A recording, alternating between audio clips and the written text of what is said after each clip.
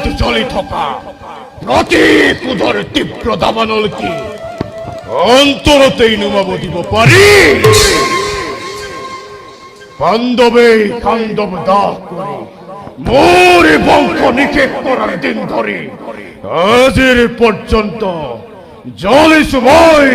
প্রতীকুধর তীব্র দাবানল অর্জুনকে দংশন করিবলৈ চেষ্টা করিল সফল হবন মারিল তার পাশে বহুবার চেষ্টা করিল কিন্তু প্রত্যেকবারেই কেবল বিফল বান্ধবে সংখ্যার মেলানি মাগিলে তথাপিও কিন্তু